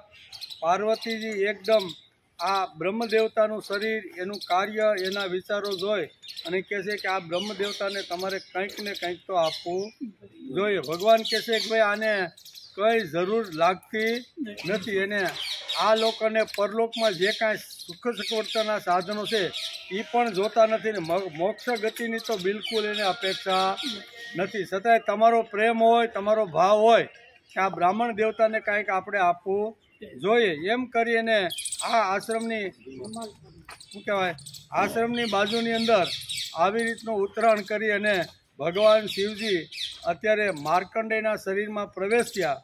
એને આખી અનુભૂતિ થઈ અને પછી સમાધિમાંથી બહાર જોયું તો ભગવાન શિવજી પાર્વતી સાથે આવેલા જોયા.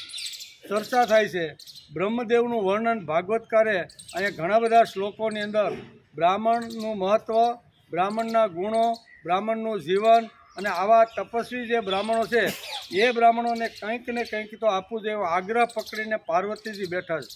તેથી અહીં ભગવાન શિવજી કે કાંઈ વાંધો નહીં, તમારી ઈચ્છા હોય તો આપણે એને વરદાન આપીએ. એટલે વરદાન માટે અવારનવાર આવી રીતના અહીંયા કહે છે. એટલું જ નહીં, અહીં કહે છે કે આવા શાંત મહાપુરુષ મારામાં, વિષ્ણુમાં, ભગવાનમાં અને બ્રહ્માજીમાં, પોતાનામાં અને જીવ માત્રમાં અણુમાત્રનો પણ ભેદભાવ જોતા નથી.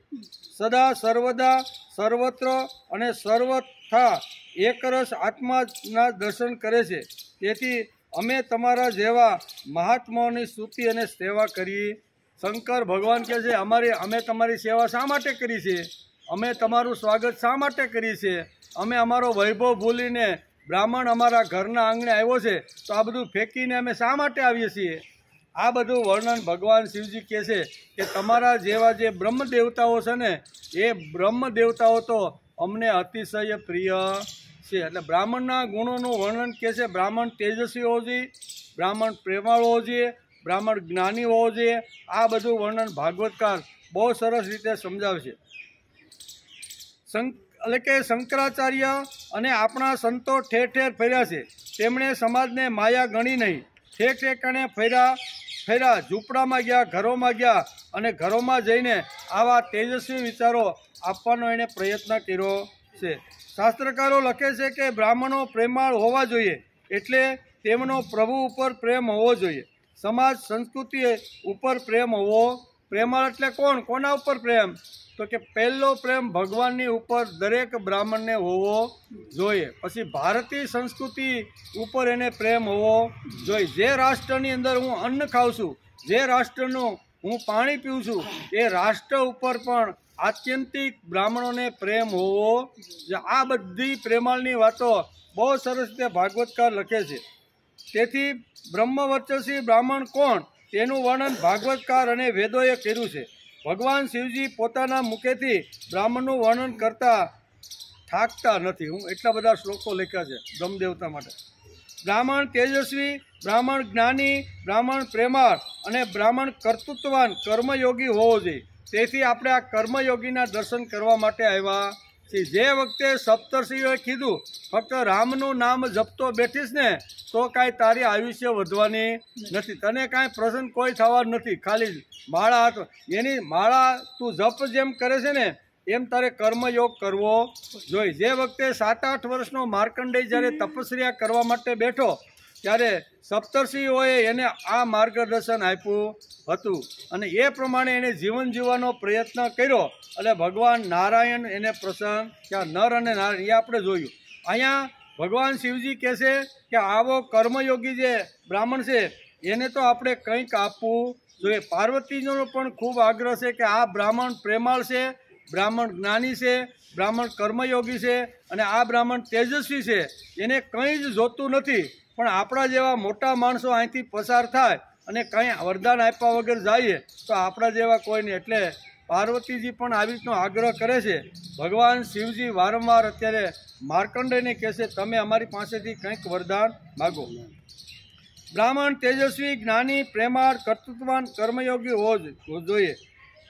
બ્રાહ્મણ માર્કંડેયજી ઋષિને મળવા તેમના આશ્રમે ભગવાન ખુદ પાર્વતી અને ગણો સાથે આવે છે. બોલાવ્યા વગર અને કીધા વગર જે કામ કરે તેને ભગવાન કહેવામાં. ભગવાન શિવજીને માર્કંડેય ઋષિએ ટપાલ લખીને આમંત્રણ મોકલું નહોતું કે તમે મને દર્શન, નારાયણે તો મને દર્શન આપ્યા, નારાયણનું સ્મરણ કરતાં કરતાં નારાયણમાં હું હવે તમે મને દર્શન આપવા કે મળવા માટે આવો કાંઈ કાગળ લખો તો કાગળ લખો. એટલે કે કીધા વગર અને બોલાવ્યા વગર જે આવે એને ભગવાન કહેવામાં આવે છે. બોલાવ્યા વગર અને કીધા વગર જે કામ કરે તેને ભગવાન કહે છે. માર્કંડજીએ ટપાલ કે વોટ્સઅપ ઉપર કોઈ મેસેજ મોકલા, આજની ભાષામાં કેવું હોય વિજ્ઞાનની ભાષામાં તો કાંઈ વોટ્સઅપ ઉપર મેસેજ મોકલા નહોતા કૈલાસમાં કે તમે મને દર્શન આપવા માટે આવો. ભગવાન પોતે જ નક્કી કરે છે કે આવા કર્મયોગીને કર્તૃત્વવાન જે મહાપુરુષ છે ને એને તો મારે મળવા માટે જવું જોઈએ. એટલે કહ્યું છતાં ભગવાનને લાગ્યું કે આવા પ્રેમાળ, જ્ઞાની, તેજસ્વી, પરોપકારી અને શાંત શ્રીવૃત અનાસક્ત છે તેને અમારે મળવું જોઈએ. એટલે મળવા માટે ગણોની સાથે ભગવાન આવે છે એવું વેદ વ્યાસ ભાગવતની અંદર આ 12મા સ્કંદના 10મા અધ્યાયની અંદર લખે છે. માર્કંડેયજી માત્ર જળમય તીર્થો જ તીર્થ નથી હોતા, માત્ર જડ મૂર્તિઓ જ દેવતા નથી હોતી. સર્વોપરી તીર્થ અને દેવતા તો તમારા જેવા સંતો છે એમ ભગવાન પોતે જ કહે છે. ખાલી તમે આશ્રમ બાંધીને બેઠા છો અને ખાલી સંતો છે, મંદિરો છે, મંદિરની અંદર રહેલી મૂર્તિ છે એટલા પૂરતું કાયા બ્રાહ્મણોને જ નમસ્કાર કરીએ છીએ. આમ ભગવાન શિવજી અત્યારે મનોમન 2 હાથ જોડીને કહે છે કે અમે બ્રાહ્મણોને નમસ્કાર કરીએ છીએ, કારણ કે તેઓ ચિત્તની એકાગ્રતા, તપસ્યતા, સ્વાધ્યાય, ધારણા, ધ્યાન અને સમાધિ દ્વારા અમારા વેદમય સ્વરૂપને હૃદયમાં ધારણ કરે છે. અમારું જે સ્વરૂપ છે ને એ વેદ છે, એ વેદરૂપ સ્વરૂપને આ બધું ધ્યાન કરી અને આ બધા ફરતા રહે છે. હે માર્કંડેયજી, મહાન પાપીઓ અને અત્યંજો પણ અમારા જેવા મહાપુરુષના ચરિત્ર શ્રવણ અને દર્શનથી શુદ્ધ થઈ જાય છે. પછી તે લોકો તમારા સહવાસથી કે સંભાષણથી પવિત્ર થઈ જાય એમાં તો શું કહેવાનું. સામાન્ય લોકોને એ પણ આવી રીતના થઈ જાય. તમે તો કે મહાન તેજસ્વી દિવ્ય પુરુષ છો તો તમારું તો શું કહેવું.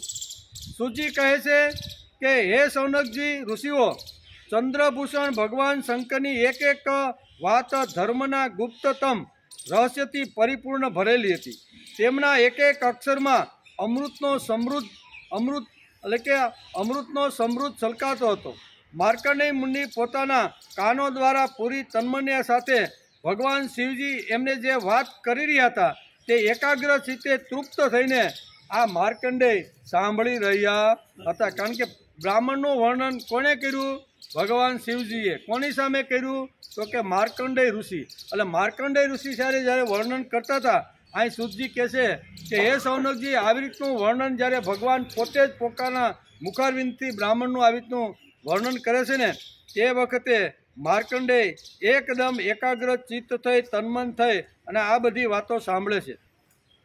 તેઓ લાંબા કાળથી વિષ્ણુ ભગવાનની માયાથી પુષ્કળ કલેશ પામેલા હોવાથી બહુ થાકી ગયા હતા. ભગવાને જે માયા બતાવી ને જ્યારે એ વખતે શું કહેવાય તુંગભદ્રા નદી કેવી નદીના કિનારે જ્યારે સંધ્યા કરવા માટે ગયા અને આખું એને માયા ભગવાને પ્રલયકાળની માયા બતાવી એમાં કેટલાય આળગોટિયા ખાધા કેટલાય ધડબાટી બોલે એમાં એ થાકી ગયા હતા. અહીં વેદવ્યાસ લખે છે કે અને સૂતજી કહે છે કે હે સૂતજી તેઓ લાંબા કાળથી વિષ્ણુ ભગવાનની માયાથી પુષ્કળ કલેશ પામેલા હોવાથી બહુ થાકી ગયા હતા. ભગવાન શિવજીની કલ્યાણપદ વાણીનું અમૃતપાન કરવાથી તેમના બધા દુઃખો નષ્ટ થઈ ગયા. ભગવાનના મુખારવિંદામથી ડાયરેક્ટ વાણી બધી સાંભળી બરાબર એ સાંભળવાથી એના બધા દુઃખો નષ્ટ થઈ ગયા. તેમણે ભગવાન શંકરને આ પ્રમાણે કીધું. કોણે? માર્કંડેય ઋષિ. એમ સૂતજી કહે છે. માર્કંડેયજીએ કહ્યું કે ખરેખર સર્વશક્તિમાન ભગવાનની આ લીલા તમામ મનુષ્યોને માટે ન સમજી શકાય તેવી છે. જુઓ તો ખરા, આ સંપૂર્ણ જગતના ઈશ્વર હોવા છતાં પણ પોતાને આધીન રહેતા મારા જેવા જીવોને સામેથી કૈલાસ ઉપરથી અહીંયા કોઠિયા ઉપર બેસીને નંદી સાથે આ બધા આવેલા નંદીને એ કે મેં કાંઈ માગણી કરી નથી. બહુ સ્પષ્ટ રીતે અહીંયા બે હાથ જોડીને માર્કંડેય ઋષિ કહે છે. ધર્મના પ્રવચનકારો પ્રાય મનુષ્યોને ધર્મનું રહસ્ય અને સ્વરૂપ સમજાવવા માટે તેનું આચરણ અનુમોદન કરે છે તથા કોઈ ધર્મનું આચરણ કરે છે તો તેની પ્રશંસા પણ કરે છે. ભગવાન સમાજમાં જેવી રીતના લોકો કામ કરે છે એ પ્રમાણે ભગવાન પણ એને પ્રોત્સાહિત અને સન્માન કરે છે. જેમાં જાદુગર અનેક પ્રકારના ખેલ દેખાડે છે પરંતુ તે ખેલથી તે સ્વયં પ્રભાવિત થતો નથી. જાદુગર થાય પ્રભાવિત?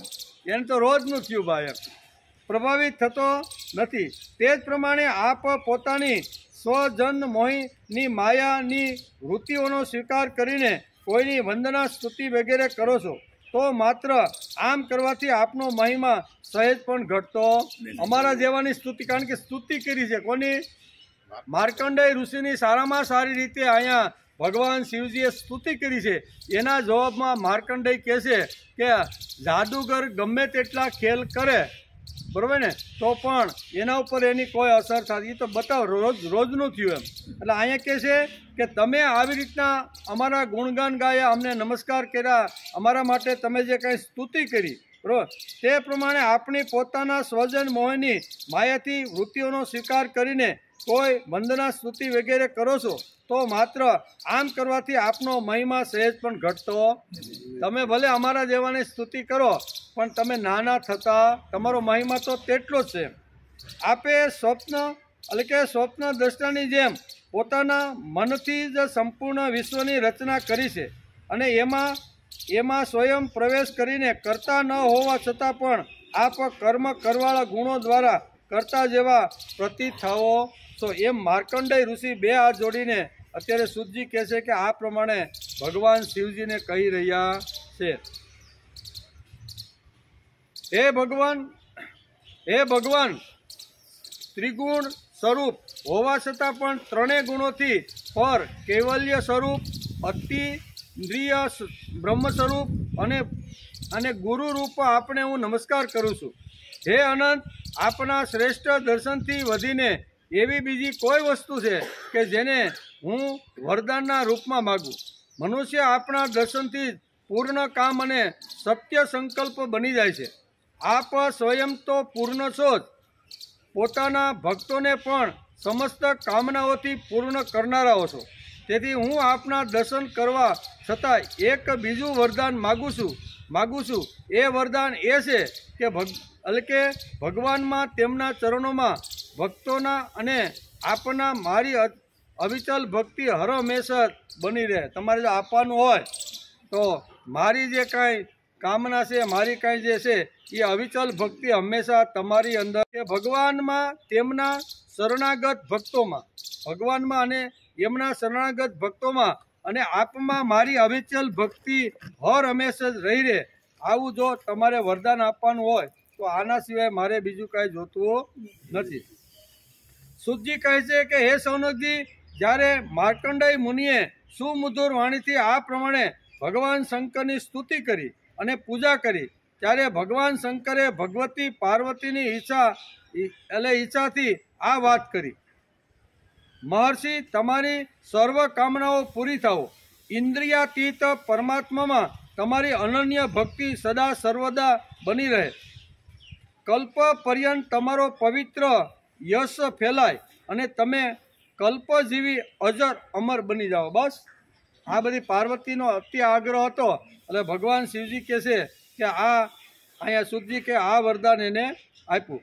હે બ્રહ્માંડ, તમારું બ્રહ્મતેજ તો અખંડ રહેશે. તમને ભૂત, ભવિષ્ય અને વર્તમાનનું ત્રણેય કાળનું જ્ઞાન અને વૈરાગ્યયુક્ત સ્વરૂપ સ્થિતિ પ્રાપ્ત થાઓ.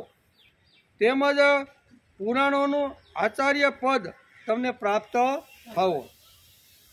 સુતજી કહે છે કે હે સૌનકજી ઋષિઓ, આ પ્રમાણે ત્રિલોચન ભગવાન શંકર માર્કંડેય મુનિને વરદાન આપીને તેમની તપસ્યા અને તેમના પ્રલય સંબંધી અનુભવો ભગવતી પાર્વતી સમક્ષ વર્ણન કરતા રહીને ત્યાંથી વિદાય થઈ ગયેલા. આ બે વાતો ભગવાને અત્યારે માર્કંડેય ઋષિને બહુ આગ્રહ કર્યો, ત્યારે આ બે વસ્તુની એને માગણી કરી. એમ ત્યાંથી ભગવાન અંતર્ધ્યાન થઈ ગયા.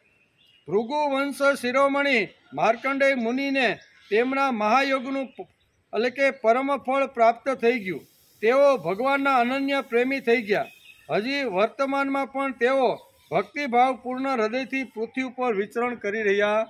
બહુ સરસ છે કે એ અત્યારે આજની તારીખમાં પણ શું કહે છે કે ભક્તિભાવથી પૂર્ણ હૃદયથી પૃથ્વી ઉપર વિચરણ કરી રહ્યા છે. કારણ કે અહીંયા લાંબા આયુષ્યની વાત જે ભગવાન નરનારાયણે દર્શન આપીને જે લાંબી આયુષ્ય આપીને, એટલે કે એનું મૃત્યુ કોઈ કાળમાં કોઈ જગ્યાએ ક્યાંય બતાવવામાં આવ્યું નથી. આજના કાળમાં પણ એ વિચરણ કરી રહ્યા છે.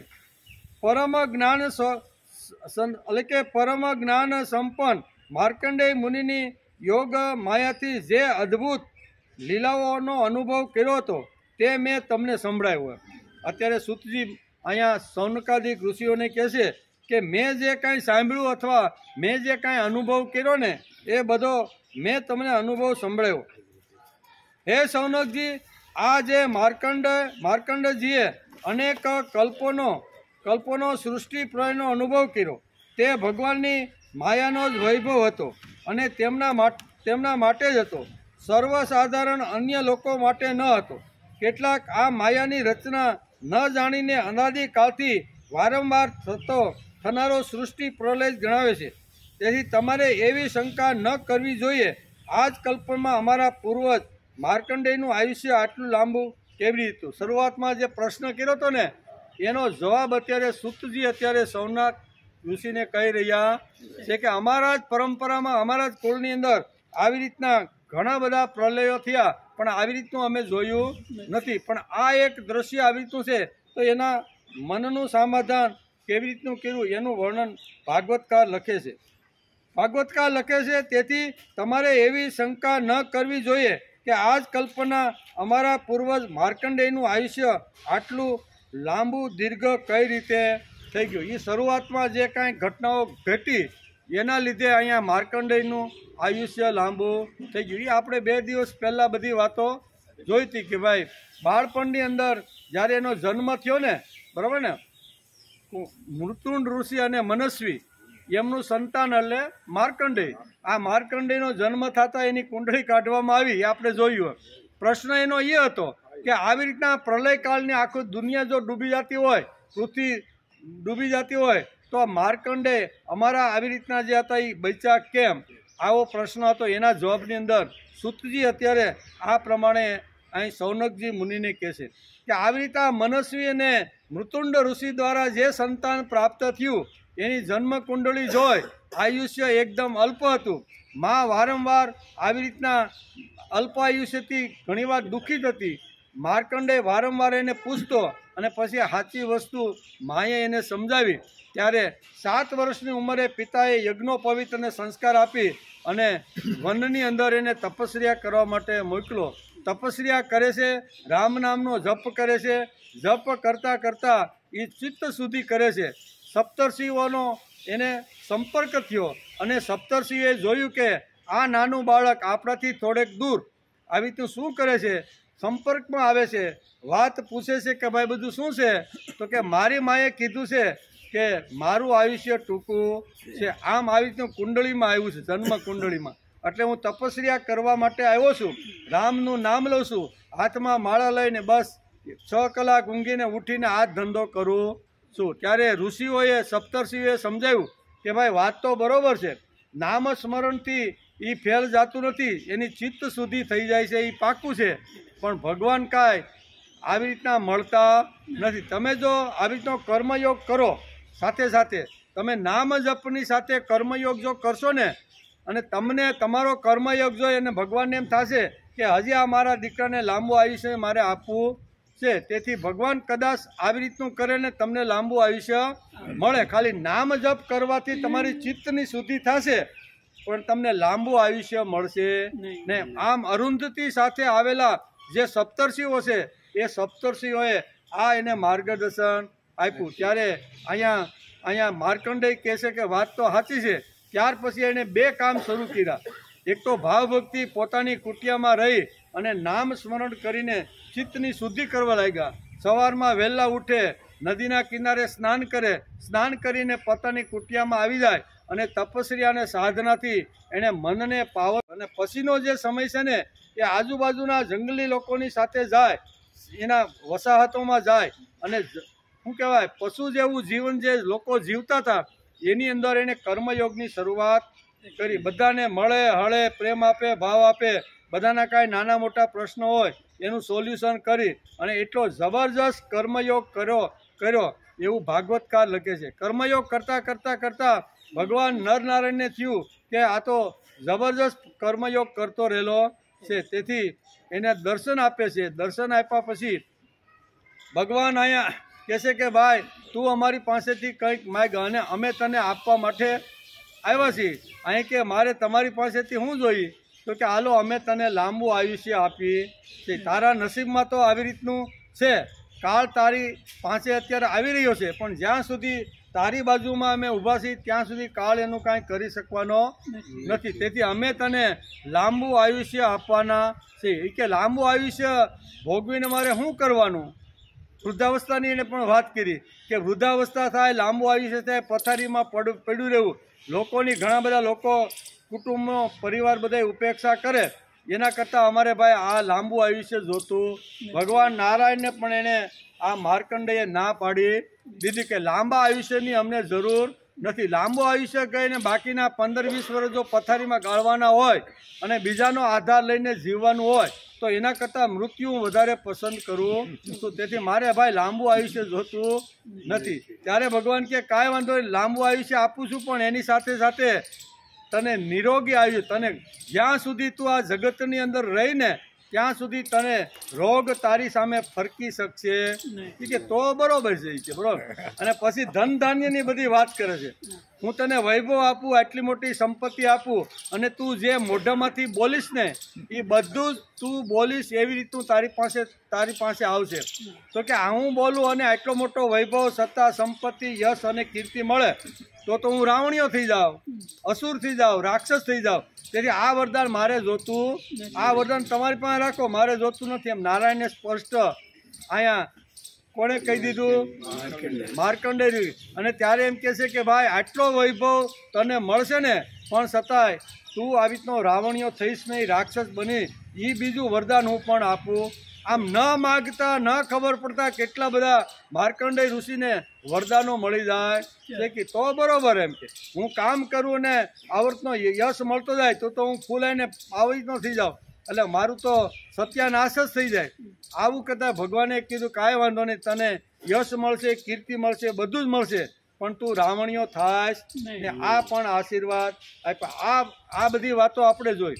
અને એમ કરતાં ભગવાન શિવજીને પછી ઘણી બધી વાતો આવે છે એમાં બરોબર અને પછી શિવજી અહીંયા ભગવાન શિવજી પણ મળવા માટે એ આપણે આજના પ્રસંગમાં આપણે આ બધી વાતો જોઈ અને શિવજી આવી અને પાર્વતી કહે છે કે આવા એકદમ તપસ્વી છે, એકદમ જ્ઞાની છે, એકદમ આવી રીતના પર્ણકુટીમાં રહી અને કર્મયોગની જેણે આખી આજુબાજુમાં વિસ્તારમાં જેને ફેલાવ્યું છે ને એવાને આપણે કંઈક તો આપવું જોઈએ. આપણે અહીંથી પસાર થઈ જઈએ અને માર્કંડેયને આપ્યા વગર જઈએ તો આપણું ભગવાનપણું કહેવાય. એમ પાર્વતી વારંવાર આગ્રહ કરે છે ત્યારે ભગવાન શિવજી પોઠિયાની સાથે ગણોની સાથે ત્યાં એના આશ્રમની અંદર ઉતરે છે. આશ્રમની અંદર ઉતરે છે. માર્કંડેય ઋષિ અત્યારે ધ્યાન અવસ્થાની અંદર ભગવાનની અંદર એટલા બધા લીન થઈ ગયા છે કે એણે શું કહેવાય ભૂતકાળ, ભવિષ્ય અને વર્તમાન કોઈ એને ખબર નથી. તેથી ભગવાન વિચાર કરે છે આશ્રમમાં અમે આવી ગયા છીએ અને આ સમાધિમાં છે, જોઈ લીધું કે યોગ્ય રસ્તે જઈ રહ્યો છે, સમાધિ સાચી છે. તેથી ભગવાન શિવજી એના હૃદયની અંદર પ્રવેશ કરી જાય છે. ત્યારે માર્કંડેયને થયું કે ભગવાન શિવજી તો મારા હૃદયમાં આવ્યા છે આવી રીતે. પછી એનું અંદરથી વર્ણન કરે છે ભગવાન કેવા છે એનું સુંદર મજાનું વર્ણન 4-5 શ્લોકની અંદર કર્યું છે. અને પછી સમાધિમાંથી બહાર નીકળે છે ત્યારે પાર્વતીજીની સાથે ભગવાન શિવજીને જોવે છે, નમસ્કાર કરે છે, સ્તુતિ કરે છે બધું. અને ભગવાન અહીંયા શિવજી બ્રાહ્મણનું મહત્ત્વ 4 શ્લોકની અંદર કે બ્રાહ્મણ એટલે કોણ છે, બ્રહ્મદેવતા એટલે કોણ છે એનું સુંદર મજાનું વર્ણન કરેલું છે. એમ કરીને આ અધ્યાયની અંદર પછી શું કહેવાય વરદાન પણ આપ્યું છે કે અનન્ય જ્યાં સુધી હું રહું ને ત્યાં સુધી મારી અનન્ય ભક્તિ તમારા ચરણ કમળ સિવાય બીજે મારું મન જાય નહીં. જો તમારે વરદાન આપવાનું હોય તો આ વરદાન મને આપો. મારું મન છે, મારું ચિત્ત છે, મારી ઇન્દ્રિયો છે, મારું જીવન હંમેશા તમારા ચરણોમાં જ તમારું સ્મરણ કરતાં કરતાં હું આખી જિંદગી જીવું એવું વરદાન તમે મને આપો. ભગવાન કે તથાસ્તુ. આમ કરીને ભગવાન શિવજી અંતર ધ્યાન થઈ ગયા. અંતર ધ્યાન થયા પછી અહીંયા ભાગવતકાર વેદવ્યાસે લખ્યું છે અને સૂતજી મહારાજ અત્યારે અહીંયા નેમિ સારણીની અંદર સૌનકજી ઋષિને કહે છે કે તમે જે કાંઈ પ્રશ્ન કર્યો હતો કે આવા રીતે વટસ્ય પત્રસ્ય પુટે શયાનમ, વડલાના પાંદડાની અંદર શયન કરવાવાળા બાલ મુકુંદે આવી રીતના માર્કંડેય ઋષિ આવી રીતનો જે પ્રલય થયો તો પ્રલયકાળમાં દુનિયા આખી સાફ થઈ ગઈ હતી તો એમાં આ કેમ બચ્યા અને આ પાંદડાની અંદર આ બધું જે પ્રશ્ન હતો કોનો એ બધો જે પ્રશ્ન હતો એનું નિરાકરણ અત્યારે અહીંયા સૂતજી કરી દે છે કે એ આ પ્રલયકાળની અંદર બચ્યા એનું કારણ કે નારાયણે એને લાંબુ આયુષ્ય આપ્યું હતું અને લાંબો આયુષ્યને હિસાબે પ્રલયકાળ થયો. ચારે બાજુના સમુદ્ર પૃથ્વી ઉપર ફળી રહ્યા, હિમાલયની ટોચ સુધી પાણી બધું ગયું, બધી આખી સૃષ્ટિ ખતમ થઈ ગઈ. પણ કેવું કહેવાય કરાર વિંદે ન પદાર વિંદે મુખાર વિંદે વિની વેસયંતી વટસ્ય પત્રસ્ય પુટે શયાનમ બાલમ મુકુંદમ મન. આ રહ્યા એનું કારણ આ છે કે લાંબુ આયુષ્ય નારાયણ ભગવાન પાસેથી એણે વરદાનના રૂપની અંદર પ્રાપ્ત કરેલું. આ સુંદર મજાની સૂતજી અત્યારે બહુ સારી રીતે અહીંયા સૌનકજીને આ કથા સંભળાવે છે. ભૃગુવંશમાં શ્રેષ્ઠ હે સૌનકજી, મેં તમને તે ભગવાન ચક્રપાણીના પ્રભાવ અને મયમાંથી ભરપૂર છે. ચક્રપાણી એટલે ભગવાન વિષ્ણુ એમ કેવા ચક્રપાણી. એ ચક્રપાણીના પ્રભાવ અને મયમાંથી ભરપૂર છે. જે મનુષ્ય આ ચરિત્રનું શ્રવણ અને કીર્તન કરે છે તેઓ કર્મ વાસનાઓને કારણે પ્રાપ્ત થનારા આવા ગમનના ચક્કરમાંથી હંમેશને માટે મુક્ત થઈ જાય. આવા ગમનમાં ચક્કરમાં ન પડવાનું હોય તો ભગવાનની જે આ લીલાઓ છે, ચક્રપાણીની જે લીલાઓ છે, એનો જે પ્રભાવ છે એની અંદર ચિત્ત એકાગ્ર કરી અને એનું શ્રવણ કરવાનું. અને શ્રવણ કર્યા પછી કીર્તન જે લોકો કીર્તન કરે છે એટલે ભગવાનની જે કીર્તિ છે, ભગવાનનો જે યશ છે, ભગવાને જે લીલાઓ કરી છે ને એ લીલાઓનું અંતિમ માણસ સુધી લીલાઓ અને એનો યશ અને કીર્તિ લઈ જવા માટે જે લોકો પ્રયત્ન કરે છે એવા લોકોનું આવાગમન અહીંયા બંધ થઈ જાય. આવાગમન એટલે આ ભાવના જે ફેરા આપણે કહીએ ને આ ચક્કરની અંદર આવે જાય, કર્મ પૂરું થાય, પાછો આ જગતમાં આવે, પાછા કર્મની શરૂઆત થાય અને પાછો જાય ને પાછો એ કે આવાગમનના ચક્કરમાંથી જો માણસે બહાર નીકળવાનું હોય ને તો હે સૌનક ઋષિઓ, આ ભગવાન ચક્રપાણી છે એની કથાનું શ્રવણ કરવાનું, અને શ્રવણ કર્યા પછી જે કીર્તન કરે છે ને એ કીર્તન કરનાર લોકો ક્યારે આ જગતમાં ફરી આવા ગમનમાં આવતા નથી. આવું છેલ્લા શ્લોકમાં કહે. ઇતિ શ્રીમદ ભાગવતે મહાપુરાણે પારમહંસ્યા સહિતાયા દ્વાદશ સ્કંદે 10મો અધ્યાય સમાપ્ત. 12મા સ્કંદ અંતર્ગત 10મો અધ્યાય સમાપ્ત. આ પ્રમાણે સુંદર મજાના આ 42 શ્લોકની અંદર આ બધી વાતોથી બ્રાહ્મણનું મહત્ત્વ સમજાવ્યું છે. ભગવાન શિવજી સામેથી આવ્યા છે એનું પણ વર્ણન કર્યું છે. બોલાવ્યા વગર અને કીધા વગર આવે એને જ ભગવાન કહેવાય, આવું પણ ભાગવતકારે વર્ણન કર્યું. આને જ ભગવાન કહેવાય ને. આપણે બોલાવીને તમે વ્યવસ્થા કરો અને પછી આવે એને ભગવાન કહેવાતા નથી. એનું પણ આ સુંદર મજાનું માર્ગદર્શન વ્યાસે લખ્યું છે, એને સમજવાનો આપણે પ્રયત્ન કર્યો. બરોબર ને. ટાઈમ પણ પૂરો થઈ ગયો છે. કાલે પાછે આપણે આવશું ત્યારે 11મો અધ્યાય ભગવાનના અંગો, ઉપાંગો અને આયુધ્યોનું રહસ્ય તથા વિભિન્ન સૂર્યગણોનું વર્ણન, આ 4 વિષય આવે છે. એનો વિચાર આપણે આવતીકાલે. શ્રીમદ ભગવદ્ ગીતા જયંતિ આપણે કહીએ ને, ભગવાને કુરુક્ષેત્રના મેદાનમાં જે ગીતા કીધી, બરોબર ને, એ આવે છે બુધવારે. કાલ મંગળ બુધવારે 8 ને 9 ભેગા છે એવું કેલેન્ડરમાં લખ્યું છે. ઉપાંગો છે, આયુધ્યો છે, એનું વર્ણન કર્યું છે. એનો વિચાર આવતીકાલે. વસુદેવ સુતં દેવં કંસચાણૂરમર્દનમ દેવકી પરમાનંદમ કૃષ્ણં વંદે જગદ્ગુરૂ. ગુરુર્બ્રહ્મા ગુરુર્વિષ્ણુ ગુરુદેવો મહેશ્વર ગુરુ સાક્ષાત પરબ્રહ્મ તસ્મૈ શ્રી ગુરુવે નમઃ. નારાયણં નમસ્કૃત્યં નરં ચૈવ નરોત્તમં દેવીં સરસ્વતી વ્યાસં તતો જયમુદીરયે. તતો જય